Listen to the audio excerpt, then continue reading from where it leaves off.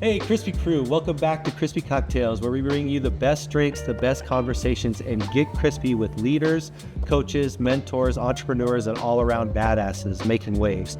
If you're loving what we do, don't forget to hit that subscribe button so you never miss a sip of the action. And while you're at it, check out our website at crispycocktails.com for everything you need. Explore our flavors, find a retailer near you, browse our gallery, and get answers to your top questions. Before we jump in, don't forget to follow, share, and tag us while you sip. Now, let's meet today's guests. Cheers and get crispy. I'm sitting here with Adam Adams today, or as you like to be called, AAA. That's kind of your nickname. But you are a serial entrepreneur. You've been doing it for over 20 years, and you've got your hands in multiple different businesses, and you've won some pretty big awards.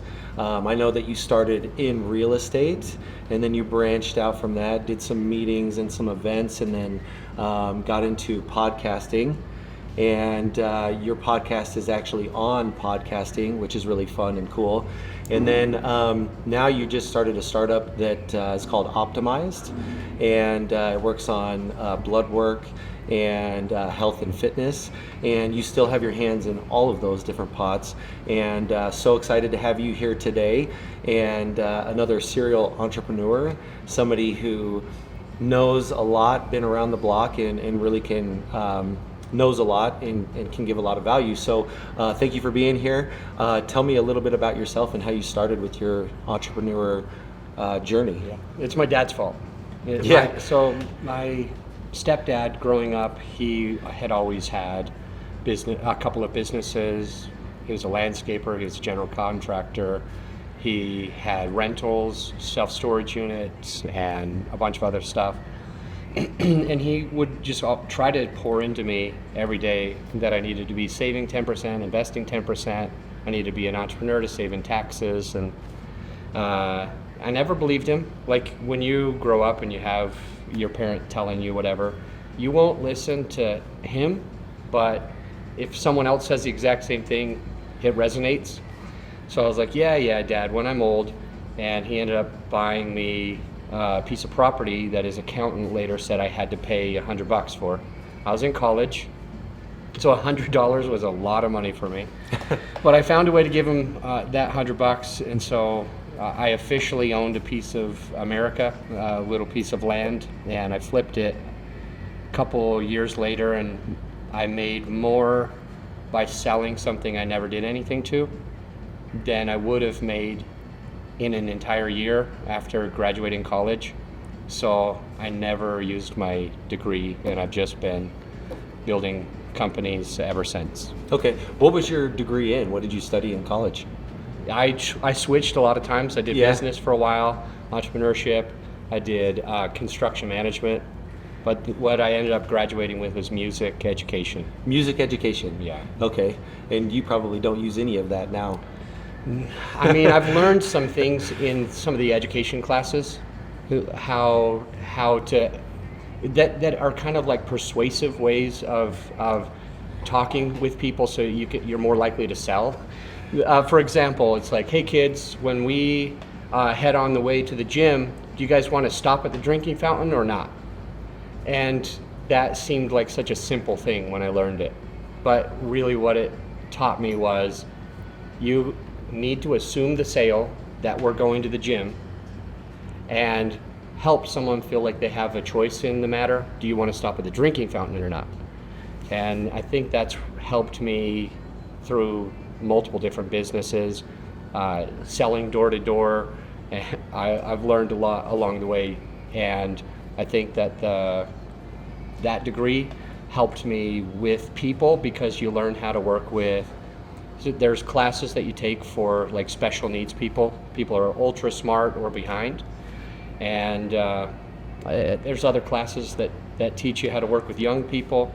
And I think that I learned a little bit along the way that has benefited me in multiple different companies. Yeah, that's definitely good. I know that just in living life and doing different things, you get little pieces here and there. But I think that selling is a huge part in life and in business, and most people don't realize that they have to sell to themselves and they have to sell pretty much anything to everybody.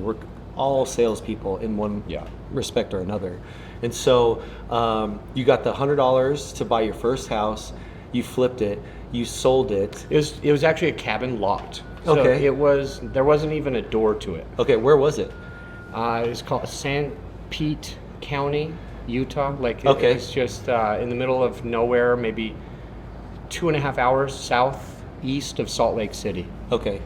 And what was it? It was a cabin lot. Yeah. Okay. Yeah, it was Explain like, that. What is that? It was like a half an acre or so, less than an acre, and it was called Aspen Hills Owners Association, Lot 133, I believe, and I had that for less than 2 years, and the big thing that benefited me was that the Owners Association decided to bring internet and something else to it in 2007, and because they were improving the whole lot, all of the properties got a lot more valuable, and so without me having to touch anything or do anything, it ended up like tripling in value. Okay. What did you sell it for?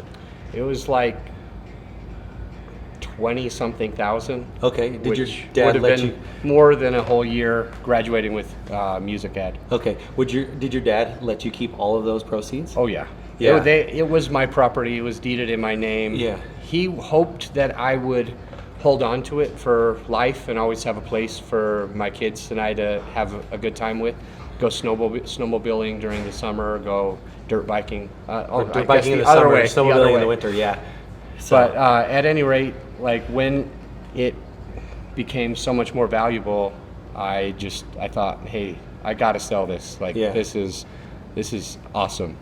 By the way, that's when I'm dyslexic. So I decided, my dad would always tell me, you got to read Rich Dad Poor Dad. I don't know if your listener knows about Rich Dad Poor Dad or not, but I resisted anything that came to reading. Like, I did the same book report on the same book, like 3rd grade, 4th grade, 5th grade, 6th grade, and 7th grade, because I didn't want to read a new book. So when this came out, I finally sold this property in 2007, and my dad had been trying to get me to read that book since 1997, like the year that it came out. But I said, hey, you know what? My dad's got some brain to him. Like, I guess that there is something to this real estate thing. If I can net more on something I didn't do at all than if I worked an entire year at music ed, then maybe I ought to read that book. So I read it, and immediately that year, 2007, I started managing property so I could become a real estate investor. So I managed 23 units for this guy named Reed, and I started a business because Robert Kiyosaki says in that book that you need to make as much money as you can and invest as much as you can, like live poor, invest as much as you can. So I ended up starting a handyman company, which I was managing these properties, and I was just blown away at the prices that people would say easy things were, like painting. There was this guy who told me that it was going to be $200 per air conditioning, per swamp cooler unit, which maybe somebody listening doesn't know what a swamp cooler is, but there's, on this 18 unit complex, there's 6 of these on the top floor, and it was going to be $1,200 just for the guy to come and look at them, and then they would charge all the work. And I said to Reed, I go, bro, like, if I'll have him just do one of these for $200, and I'll try to learn as much as I can, and if I can do the rest for $500 instead of another, 1,000, would you want me to do it if it's easy enough? And he's like, yeah, sure, go ahead. So, and that's where my handyman company was born. I still do that now. So I've had that entity for like 18 years and the real estate entity for 20. Okay. And how many people work for the handyman company? It's me and 2 guys. Okay. And right now I live in Denver, and I've got a few friends that flip houses. And so they'll just ask me, hey, do you need any help? Hey, can you help me with this? Sure, I'm out of town, out of the country right now, but I've got 2 guys that can. So I don't make a ton of money on it, but there's a few months out of the year that I'll make like 10 grand a month, and I won't really work hardly at all. So Yeah. during the summer, it's easy, and I can just pass everything off to other people. Yeah, I actually want to go back to the Rich Dad Poor Dad, Robert Kiyosaki, because I've read that book May as I well. open Yeah, go ahead. my Help crispy? yourself. Yeah, definitely. All right. You know, the biggest takeaway that I got from that book was that a lot of people focus on cash and consumption, and they trade their time for money, whereas entrepreneurs and leaders and people that really want to grow in life should focus on their asset columns and how they can, you know, multiply their time by creating multiple sources of income and having assets and growing off of those. And that way you always have something to lean back on. And an asset is anything that, you know, earns you money. Yeah. And a liability is anything that costs you money. So, you know, most people might think that their car is an asset and it might have some value to it, but in reality, it is a liability because it costs you more than it makes, right? Yeah. So that's one of the biggest takeaways that I took from that book. And now you started with that one house back in the day for $100, sold it for $26,000, and now how much property do you own yourself with your real estate company? It's less than it was a few years ago. Okay. We got up to like 120 million in assets.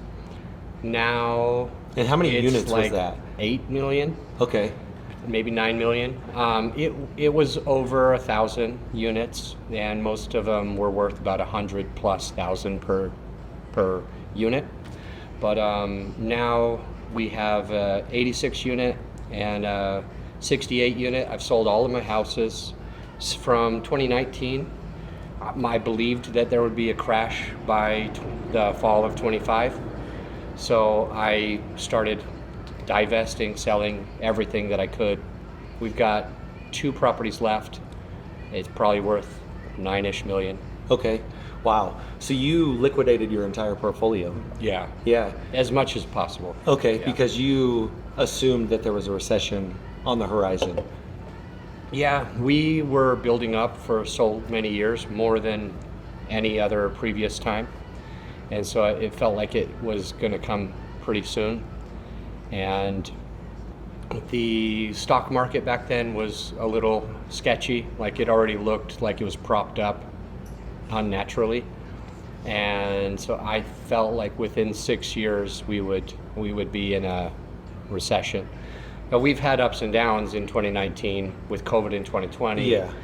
And the economy bounced back pretty quickly. Yeah. And I'm sure you had pretty low interest rate loans on all of those properties and stuff too.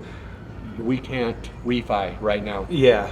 Yeah, it's crazy because based on so for anybody who doesn't know this, when you're buying commercial real estate, it is valued based on the amount of income that it makes. Yeah, or the cap rate, right? Yeah, the cap rate.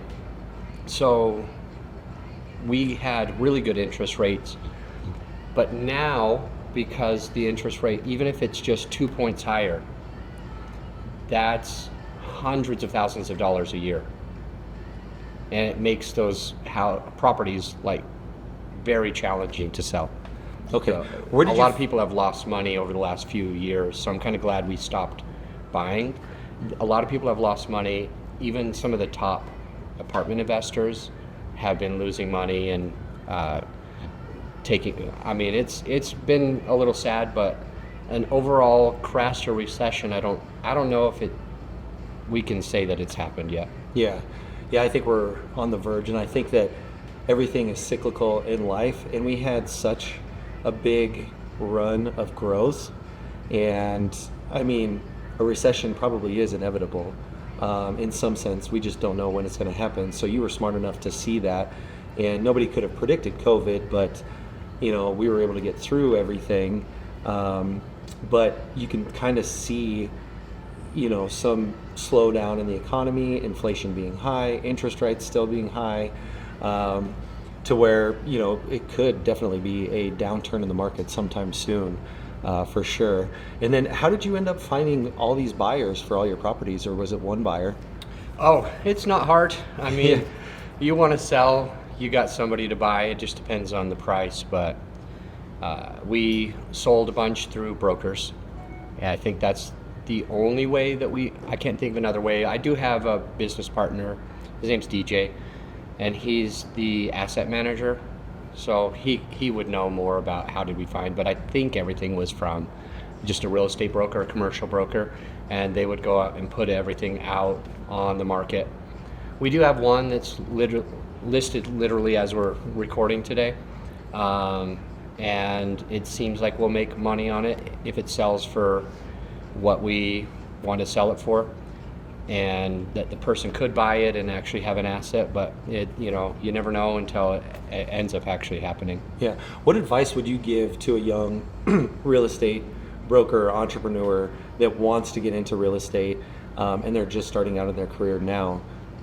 The biggest thing that I would say is anyone who's starting business or real estate is to not chase shiny objects. What I mean by that is I've seen a lot of people who want to get into business and they're told, self-storage units are the shit because like you don't have any tenants, toilets, or termites, and so you can kick people out, and you don't have all these other rules. Great. Assisted living, because it makes more than any other business out there. Multifamily, because this. C-class, which is like cheapish multi-family, or D-class, which is like where you got the guns and the shotguns every day. B-class, where it's pretty nice, or A-class, where it's like ultra fine. People keep saying this is the way, fix and flips are the way, wholesale is the way. The biggest thing that I would share to somebody if you're trying to get into something is to not be distracted by all of the things. Find a way to just go all in on something, because nothing is going to work in 5 minutes.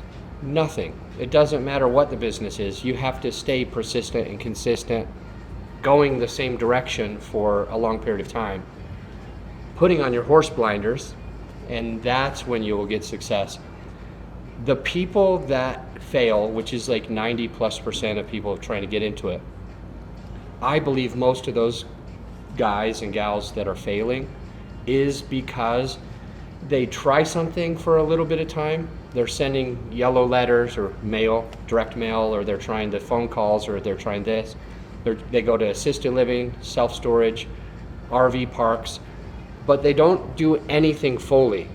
They just kind of dabble in it, say, that was kind of hard, let me try this other thing, or let me do all of them at once. I think those are the reasons that people fail, is because you're trying too much all at once. You're not committed fully with one thing. And if you are committed fully with one thing and you're persistent long enough, it's going to be successful. 100% chance. It just takes time and effort.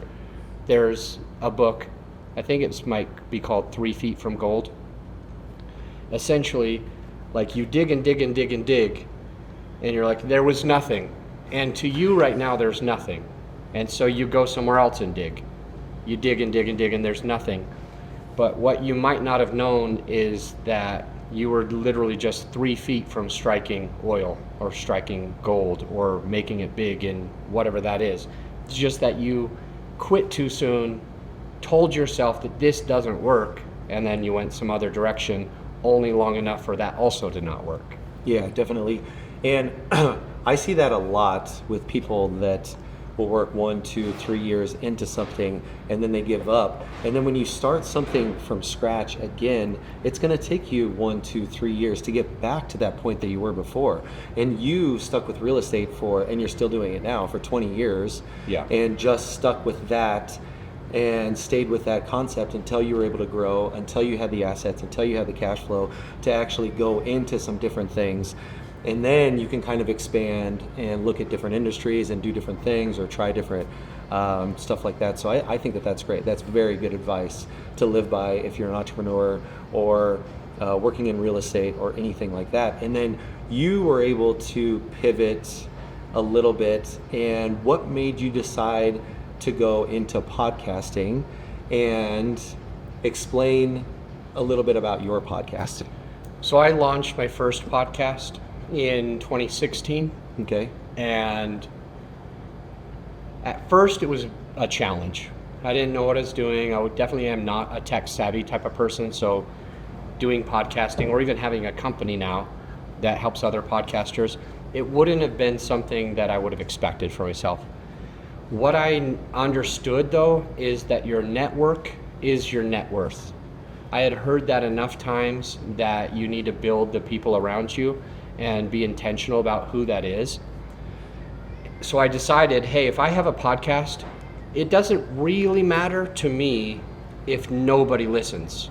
I could have 0 listeners, but if I have a platform that I can communicate with somebody like an attorney and ask them all the questions I want, somebody successful in this business and ask them all the questions that I want, then I would learn as much as I needed to learn, and I would know the people to call. So fast forward, that ended up being completely true.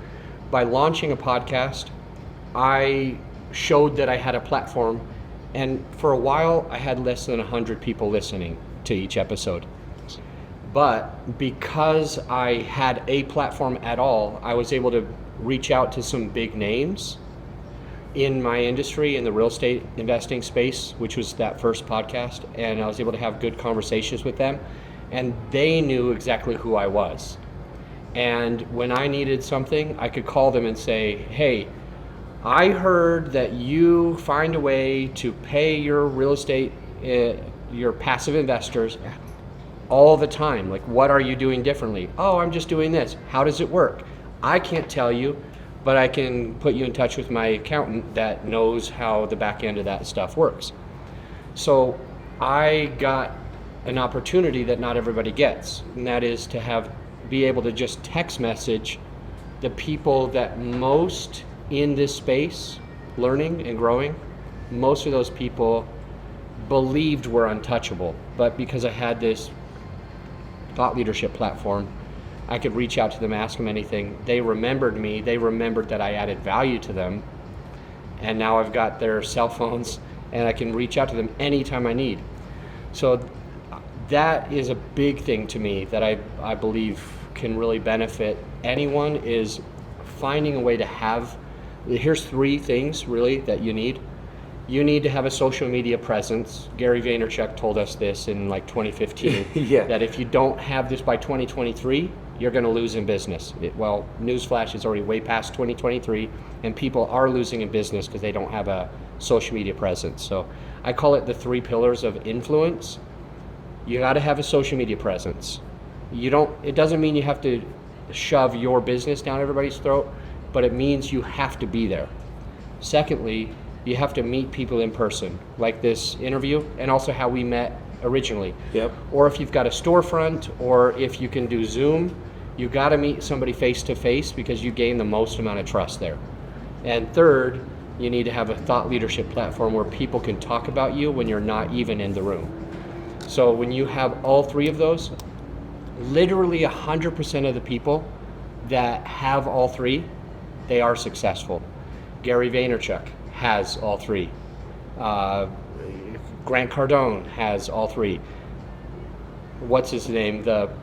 Trump. Donald Trump has all 3. Robert Kiyosaki has all 3. If you can think of somebody who's successful, I can give you a 99-point-something% chance that they do all 3. They've got a social media presence, they've got a thought leadership platform, and they meet people in person or face to face. Yeah, that's very good advice for young people out there that are trying to get into it. How do you work with your social media platform to make it so good?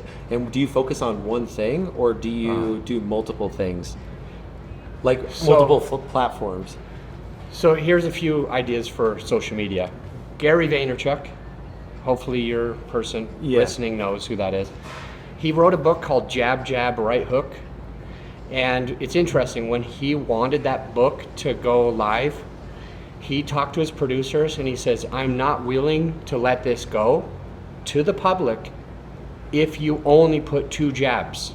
Like, jab, jab, right hook sounds like something people can resonate with. But Gary Vee wanted to make sure that it had like 1 million jabs and then the right hook, because he really understood that you're not trying to sell all the time, you want to add value most of the time. So he really wanted it to be jab, jab, jab, jab, jab, keep going, and then the right hook. So that resonates with me. When I look at social media, I look at adding value to my perfect avatar, and your avatar is the best client that you've ever worked with. So when you're on social media, you want most of the stuff to add value to that person, or at least attract that person. So for example, I've had a lot of people that came to me as when I was real estate investor syndicating deals, which means I raised money, that said, hey Adam, I want to work with you because I look at your Facebook and you're always posting about mountain biking. I could invest with anyone. Everybody says about the same thing. I'm going to double your money in 5 years. Everybody has the same pitch, but there's something different about you. I'm like you. So on your social, it doesn't have to be right hooks all the time. It can be, here's me and my son, here's me and my puppy, here's me eating dinner, here's me drinking a crispy, here's me. It's really your story. Mountain biking, jeeping. And you can also say, here's value that you can get if you want to achieve X. So I do have a fitness company now. Maybe I'll post something that says, hey, you're trying to lose weight, but it's not working. It might not be because you're not trying hard enough. Maybe it's because your hormones are out of whack. Maybe all you need to do is just figure out what the blood work says, and you can have a plan that makes sense to get to that next spot. So I could share something like that on my social, and then I can get people to look at it and just be like, oh, I hadn't thought of it like that. Here I am busting my ass in the gym 7 days a week, 4 hours a day, and I don't know why I still have 40 extra pounds of fat. He's telling me I might just need to check my blood. That sounds simple and it makes sense. So my avatar, my perfect client, sees it and says, hey Adam, I saw your post. How can you help me get to that next level? Because it resonated with them. So that's kind of like my right hook. Or if it's about podcasting, I could say you could either have a show or you can have a show that gets results. Lots of people out there will teach you how to have a podcast. If you just simply have a show, you're going to be talking to yourself. You need to have a show that has a big, strong listener base, because if you do this way, you can monetize it and you can give an impact on the world. You can change the world. You can leave your legacy. So if you want to be the only listener, do it the way everybody else says. If you want to have a ton of listeners so you can have income and impact, then you got to be able to trigger some algorithms, get in front of the right people.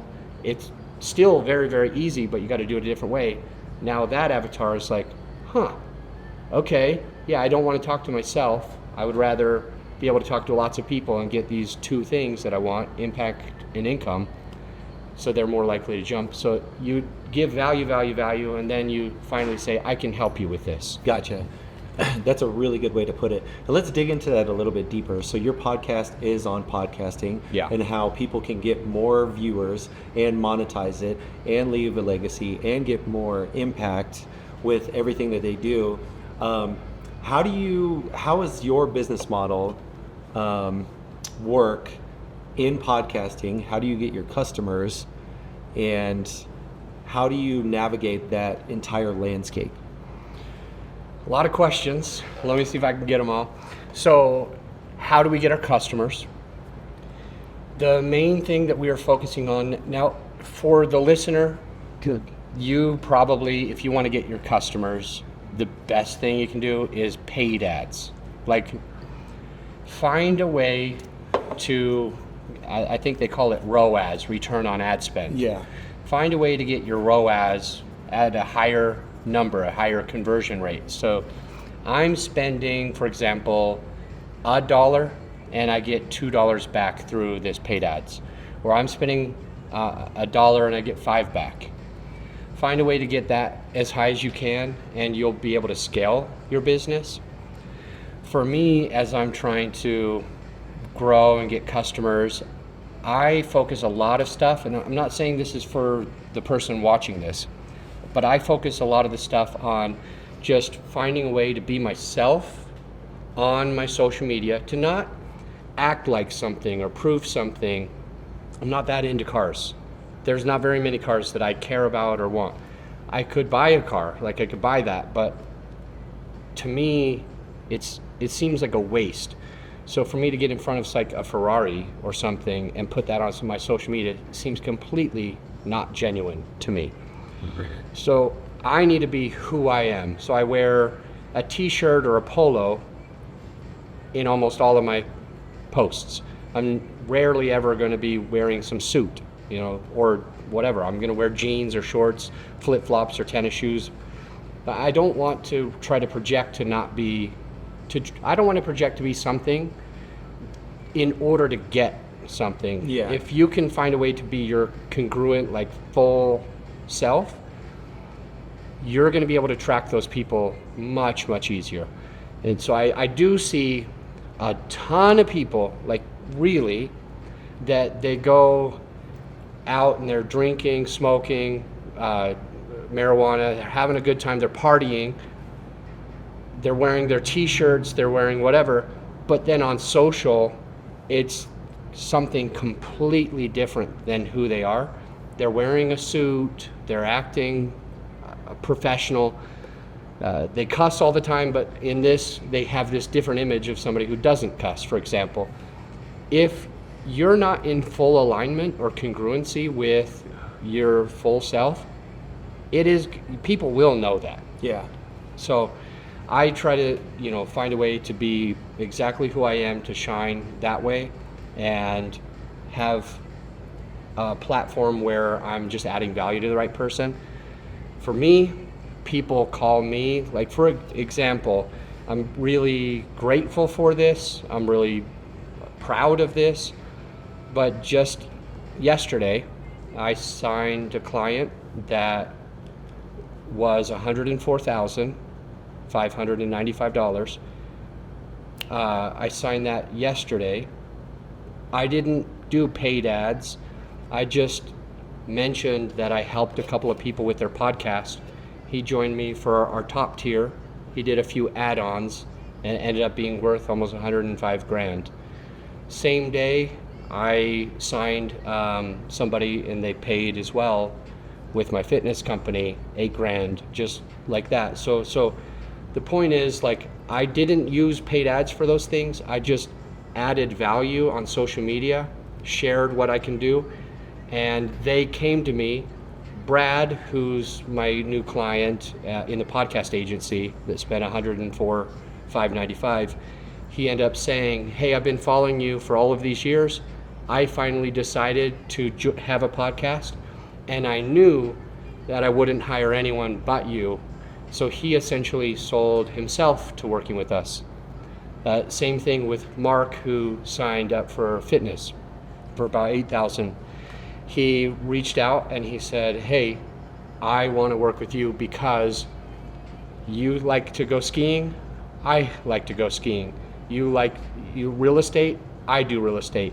I feel more comfortable with you, Adam, because we're in alignment, versus all of these other fitness coaches he could have easily hired. He had enough money for the top tier that's like $30,000 for somebody. He had easily enough money for that. Why did he go with me? It's not because I'm the cheapest. There was a bunch that are cheaper. It's because we have some alignment on our personalities, what we enjoy. We like to have fun. We like to have a good time. We like to be outside, get in the snow, and real estate. So it's like, if you show who you are, like, to your the core, authentic self. yes, the person that resonates with you comes to you. And so you can have, we were talking before we started recording, you can have those days that you're making $100,000 in a day. Yes. So if you are yourself, it makes it a lot easier. Yeah. And then, so with your podcast company, your top tier includes, and you have a basically promise to your clients that you will make them in the top 1% of podcasts, correct? Yeah. As far as viewership goes. And so they like that because they know they can get viewers, they know that they can work with you, they know that you bring a lot of value to them and what they're trying to do in their podcasts. And then you'll work with them for a time being. And what are some of the things that you will do to get to those results? For the podcasting, there's a few things. Okay, one is ready, aim, fire. Everyone else in the podcasting space, even current podcasters, whether they're successful or floundering, they're going to tell you ready, fire, aim. They're going to tell you don't overthink it, just start. They're going to tell you done is better than perfect. It's like everyone's trying to tell you just start your podcast, have it horrible, don't worry about how it sounds, don't worry about the content, don't worry about who you're serving. Your first bunch of episodes are going to be crap no matter what. I hear this a lot. Yeah. So they're trying to give that person encouragement to like not slow themselves down by trying to make it perfect. The interesting fact, though, is that if you just start a podcast like that, it never triggers an algorithm in the podcast playing platform that shows the podcast playing platform that you're legit. So you never prove to that platform that people care about you. And it's not like when there's about 5 million podcasts out there, it's not like Apple and Spotify say, oh my gosh, John Smith, you just started a podcast. We got to get you out in front of everybody. All right, we got you. We're going to make sure everybody knows about your really cool podcast. They don't do that. They have algorithms built in to say, is this person publishing consistently? Does this person get people to the podcast? Does this person keep people on the podcast? Does this person get social proof, like ratings and reviews for their show? And does this person have people that are longtime listeners that keep coming back? Those 5 algorithms are very important to the podcast playing platform. And unfortunately, most people, they go ready, fire, aim. They just start their show, and then they think that they're going to kind of like add stuff later on, figure out stuff later on. But because they've already missed the boat, it makes everything else swimming upstream. So one of the biggest things that our company does that's different is when people come to us and they say, hey, I want to start a podcast, and I'm really excited about this. How soon can I have this out? I just went to a 2-day seminar and they said that I could have it published that same weekend. I wanted to wait. I wanted to talk to you first. But they said it could happen same day. How long is it going to take with you? It's going to take 3 months at minimum. This is going to be launched like 3 to 6 months from today. And they're like, no. I want it fast. I'm just going to go. So those people, they go ahead and launch their podcast immediately, and it never gets traction. The people that are like, that resonates with me, ready, aim, fire, let's figure this out. Let's make sure that we launch with a good plan. Let's get traction in the very beginning and trigger these algorithms. I love that. They launch with us, and usually within 6 months, they're ranking in the top 1% of all 5 million podcasts in the world on multiple levels. So they have enough ratings or reviews. This is how we measure it, is the ratings or reviews, because that's the hardest thing to get authentically, ratings or reviews. They get that, but they also have the 3,500 listeners that a top 1% podcaster should have. And that's per month, right? Per episode? Per episode. Yes. Okay. And they also are ranked on the different platforms. So Chartables, Podkite, Apple, and some other platforms. Listen Notes ranks them literally in top 1% of the world. So yes, they're ranking with all of these other things, but they're also on the top charts, where the top charts are pushing them in front of even more people. And it's like, what did you do different?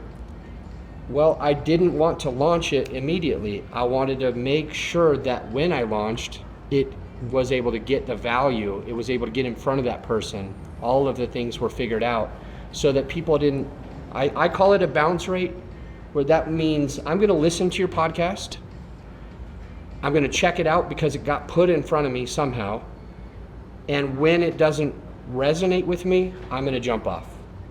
So that bounce rate, how fast someone checks you out and leaves, checks you out and then checks out, is a big determination on how your podcast can get in front of more people. For us, we figure out all the stuff in the beginning. That's why it takes 3 months, maybe 4, maybe 5. We have one client, Brad, this other Brad. Different Brad, who we've passed a year now, and he hasn't launched yet because he's traveling too much. He had a divorce. Everything else is going on life for got him. in the way. So, but we've been able to wait, and when it launches, there's 100% chance. The closest thing you can think of to 100%. It's literally guaranteed. We're going to make sure that he gets ranked top 1% in all of those ways, or else we'll give him a giant check that we'll have to write to him. So you'll give the money back if you don't come through with the value. Yeah. Okay. And then how do these podcasters make money off of their channel? There's and a so lot they can of ways. recoup their investment. There's a lot of ways. So this guy named Alex Pardo, he lives in Miami. He's a real estate investor as well. One of my favorite people, very good friend. He's been a client since maybe not 2019 when we launched the company, but I think by 2020 he became a client. So he's a client for like 4 or 5 years. Alex had just wanted to start a podcast mainly because he wanted to leave an impact on the world. He wanted to leave his legacy. He wanted to benefit other people. So we helped him grow his podcast. He had it for 4 years before we ever started. And then we started working with him, and we got him from just a few hundred downloads per month to several thousand downloads per month. So he's at 16,000, which is middle of the road as podcasts go. Anyway, one day he goes, "Hey, Adam, do you think, I'm paying you a lot of money, I'm paying these guys a lot of money, I've been doing this for 4 years, how do you think I could get this to pay me back? Do you think I could get something to give me like $100 an episode?" I was like, "Bro, where you are, you could easily be making 10 grand a month. There's no problem with that." So he's like, "How could I do that?" So we got on 2 calls. The first call, all we did is try to figure out who could sponsor his podcast.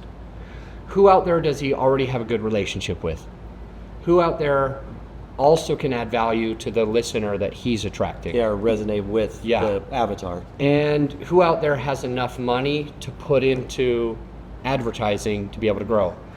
So we came up with 2 different companies, and then on the second call, Alex and I just role played.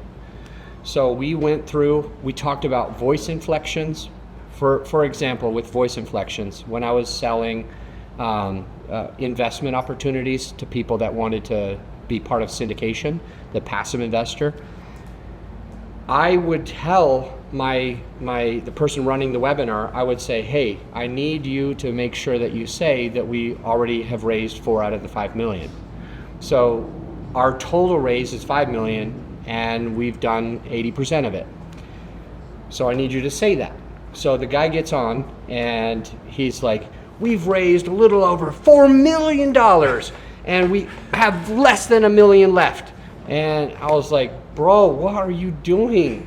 He's like, I'm saying what you told me to say." And I'm like, you're trying to amplify things that are not important, and it makes you look good, but it doesn't make the passive investor look good. I want you to brush over that like it's nothing. So the next time he does it, he goes, "Yeah, we've raised a little over $1 million, or we've raised a little over $4 million. We have a little less than $1 million left. That's why I'm calling you. It's because I think that you'd be a good candidate for this opportunity, and I want to give you that chance before I give it to somebody else." And he did that, and he started selling. He started being able to get that person to do the next thing, and it happens a lot just with your voice inflection. So anyway, I don't know where we were with that, but Go ahead. Yeah, so it's interesting because you kind of taught him how to sell. Okay, so Alex. The brand to other investors, so that way he could start monetizing his podcast, right? So Alex jumps on, we practice and rehearse. I work on the voice inflection so that he de-emphasizes parts that he would have naturally wanted to emphasize to help add more credibility to him. So anyway, Alex called 2 people. The 2 people that we decided, we practiced, we rehearsed. He called the one person, 1 phone call. He got $6,500 a month for the next 12 months. So he made like 70-something thousand off of a call. Then Alex called the next person and said, hey, I've already sold the top package. That means I have a couple of these middle packages left, but I only want 1 person. That's why I'm reaching out to you. And so he sold another 3,000. Now, sadly, he was only making $9,500 a month for a year, when I told him he could easily make him $10,000 a month or more.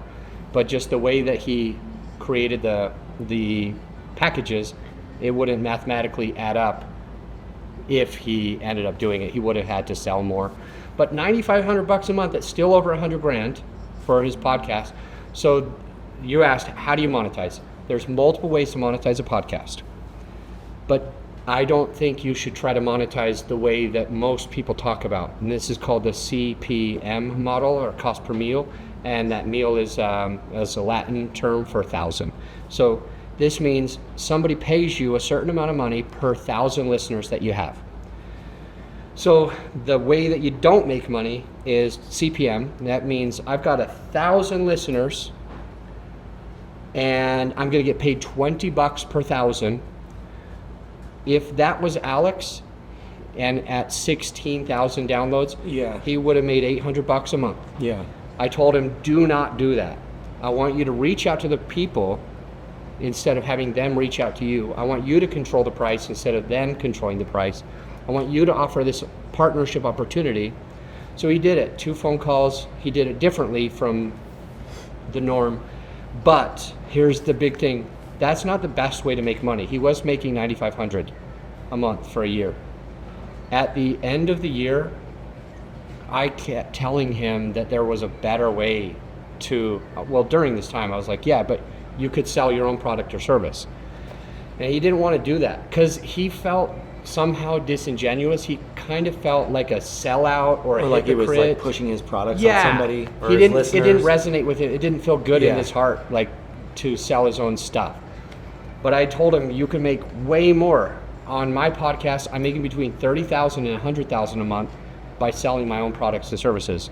The smallest month that I had was still over $30,000, even now after years and years and years. So I told him he could probably do that because he had a strong listener base. So he listened, he tried to implement this, he got rid of the people that were paying him $9,500 a month, and he tried to sell a mastermind. So 2 years in a row, Alex made $45,000 per month, a little over $500,000 one year and then the next year. So he made an extra $1 million by just switching from working with other people to just selling his own product or service. He had a mastermind. He brought in enough people to bring him $45,000 a month. Okay, and is he still making money off of the viewerships and stuff too for the cost per meal or anything? So he stopped doing all of that stuff, and now he just sells his own mastermind group, mastermind product, and now he's making over $500,000 a year. Yeah. So off of roughly, still 16,000 listeners a month? Exactly. Yeah, I think he probably has 12,000 now. Okay. Because while we were marketing for him, it was bigger, and he changed his. I'm giving this detail. I don't know how important it is, but he had a show called Flip Empire, and he had been doing self-storage units for a while without the tenants, termites, and toilets. Yeah. He had been doing that for a while, and we rebranded his podcast, so he lost a few people that wanted to learn how to flip a house, but he's focusing on the person that he really wants, and he's not doing the Ascend Mastermind that he was doing for a couple years. He's switching everything to be able to add value to new self-storage unit ownership. So to teach somebody how to get their first self-storage property within 6 months or less. So that's his new thing. His listenership did go down a bit, but he's still making a lot more money. Oh yeah. Yeah. He's making good money, and this year, as this is the first year for this new venture, I think he'll probably make more than 500,000. I think he'll probably make more than 500 grand because he is sharing something very specific to a very specific person with drawing his line in the sand. So he has his niche that is not already out there, and he can be able to help people move to that place. So Yeah. I think he's going to get a lot of value. That's awesome. That's a great story. I want to pivot back and talk a little bit more about you as an entrepreneur and through your process and everything. And I know one thing that you hold with high value is how you treat your body and how you've gotten so much more healthy.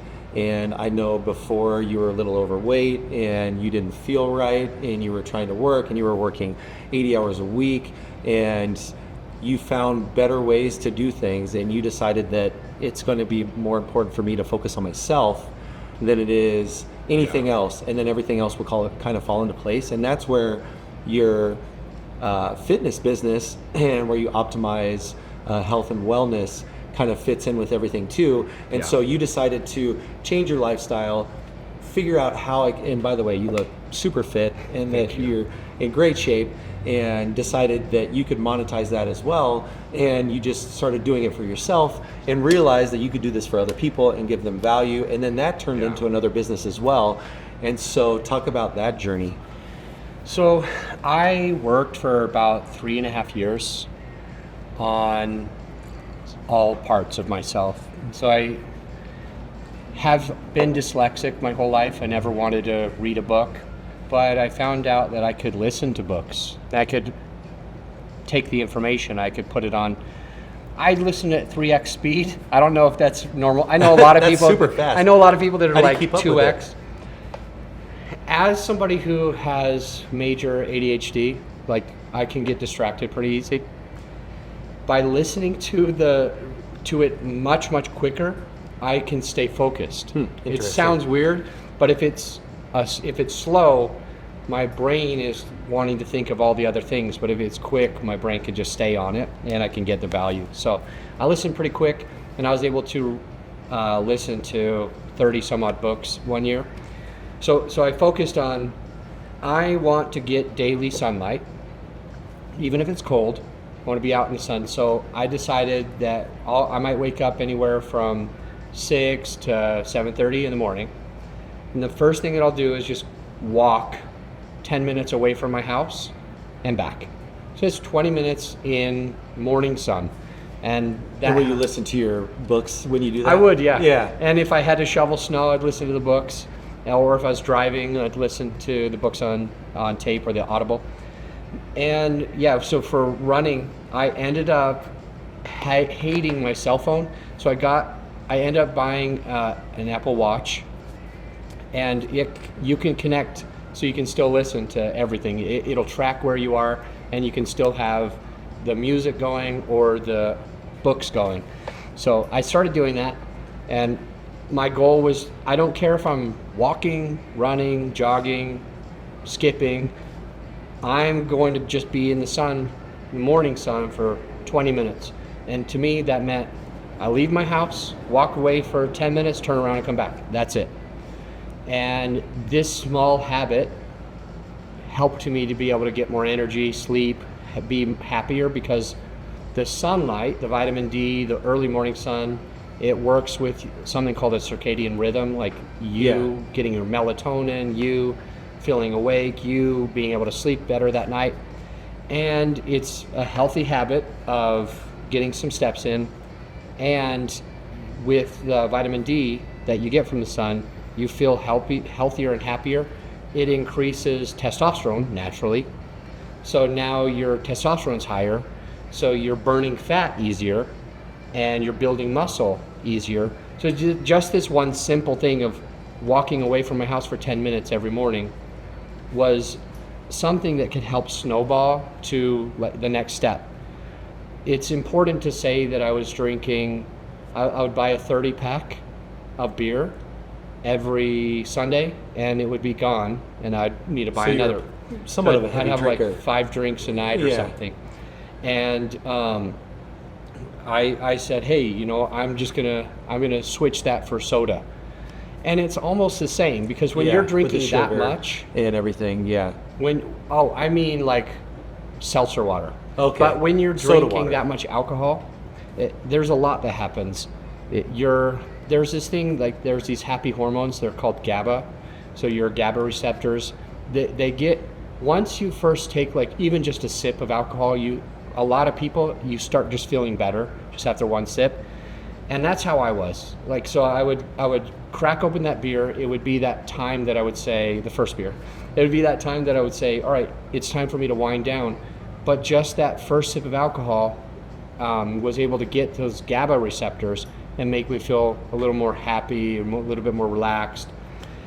However, when you do things with like drugs and alcohol, when you do things that stimulate your GABA too much, what will end up happening is you'll be sad and depressed and moody at the other times. Alcohol also makes sleeping harder, so you don't have a deep sleep like you normally would. People will argue, I sleep great when I drink alcohol, like a lot of alcohol, at night. The thing is, yeah, you might fall asleep faster, but you don't usually get to the deep sleep. So I slowed that down and switched it for like soda water, and I slept deeper, and it helped me a lot. So it was these like small changes made me want to go to the gym instead of like always being disappointed about how I couldn't work 130 hours a week because I had my kids. I ended up, stopped resenting them and started being more patient with them because of like these small changes. The sun, a little less alcohol every single night. It was a lot for me, but these small changes made me have more patience with them, which increased the relationship that I had with them. It gave me more energy to do fun things with them. The energy that gave fun things helped me to be able to connect with them even closer. And it became something where it was, you know how people say it's a downward spiral? Yeah. I feel like these It also small goes changes upwards. is an upward spiral. Yeah. So Yeah. it ended up getting it to where I lost 26 pounds of fat. I now could sit up in the morning. Like it was bad. When I was trying to get up in the morning, yeah, I was a little hungover. Yeah, I was a little tired. Yeah, I didn't get that great of sleep. Yeah, a little irritable. But also my gut I had so much visceral fat. This is like the really, really, really bad fat that's protecting your organs. It's not the blubbery on the outside, subcutaneous type. It's this other really unhealthy type of fat. And I had so much of that sitting up out of my bed was near impossible. Like I didn't bend that way. So I'm like having more energy, feeling better, getting up. And when I approach work during the day, I was working like 12 hours a day, 6 days a week, most of the time. But now that I'm approaching work in a different way, I have more energy and I have more focus while I'm doing that work. So I become more efficient. So I start making more money in less time. And now I'm like, oh yeah, let me hire somebody. And I went from working 80, 90, 100, 120 hours in a single week down to being able to work 4 hours a week because my team Takes care of handled everything. every single thing. Yeah, that's amazing. And most people don't realize that those little habits, it just takes one thing to start getting things in the right direction and get some momentum. And just taking a walk for 10 minutes a day, that's something that everybody could do. Yeah. Right? And then it leads to not drinking as much alcohol. And please drink responsibly too. We do promote the Crispies here, but we want people to drink responsibly. But it leads to other things, and then it can lead to journaling. It leads to more reading or listening to audiobooks, Yeah. and then it leads to meditation, and then you have so much more time, and then you sleep better, and then you have a better mood. And it really can be very simple and easy, and everybody knows how to do this. But in the grind of things, it is very difficult. And that's why I use discipline as a means to success in my life. And I think that it really starts with me. And it is hard. It is super hard. But the rewards outweigh everything else when you can get some momentum and move forward and get your life in the right place, and then you really do feel proud of yourself, and then you're super fit, and then you're feeling great, and then you're having fun with your kids, and then you're not drinking as much, and then you're sleeping great, and things just start to fall into place. And then you get on that upward spiral, and your life can really give some really great results. So I'm proud of you. I really appreciate you being on today with us as well. I think that you've been a great guest, and you have so many different businesses, and I think that you're so smart, and then you've done just such a great job in your life, and it is a testament to all the real estate that you've done, the podcast business that you have, your exercise and fitness business as well, and the science that you get into behind that. How can people reach you and get into contact with you if they want to get any of your services or anything? Maybe the easiest way is to find me on Facebook or Instagram. My Instagram is at Coach Adam HQ, and that might be an easy way, because you can find me if it's about a podcast or if it's about health. You can find me there. Yeah. Okay. And what other advice would you have to any other entrepreneurs that are just starting out, or what is one thing that you learned along the way that you wish you would have known earlier in your career? Well, I already said to just put your horse blinders on and focus, because chasing shiny objects is going to make almost anyone fail. So to go deeper into that, a person listening that's already wired to be an entrepreneur, already wired, you believe in your heart that you're different. That's good. You believe that you can do anything. You can do almost anything, and that's probably why you're going to be successful in business. Here's the thing. If you hear this and you're like, well, okay, Adam's saying not to do 5 businesses, all startups at the exact same time, or to switch things quickly, but I'm different. I can start 2 or 3 businesses right now. Good luck. Like, seriously, your brain is telling you that you can figure it out on the way down. You don't need a parachute, you can build one.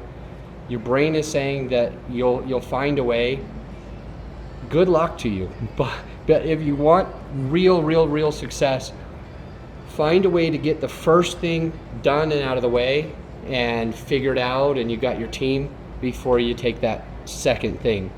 So the point being that if you're not wired to be an entrepreneur, it's going to be hard for you to do it, but you're probably only going to choose one. But if you are wired as an entrepreneur, you're going to think you can do all of the things. And I'm not trying to challenge you, because I already know your personality. You're hearing this and you're like, I'm different. F you, I can do this. If you want true success, try to focus on the first thing, get it to where it is successful before you start the second thing. Yeah, definitely. I think that focus and clarity and moving forward with one thing until you get a team, until you can delegate, until that is cash flow positive, before jumping into something else is very important. And I think that way too, you can be a lot more successful a lot faster, because I know in our society nowadays everybody wants it immediately. Everybody wants to be successful super fast, and if you do a million different things, you get spread too thin, and then you are a master of anything. You can be good at everything, but you won't be great at anything, right? So I think that's great. Thank you so much for being on today. I really appreciate your time.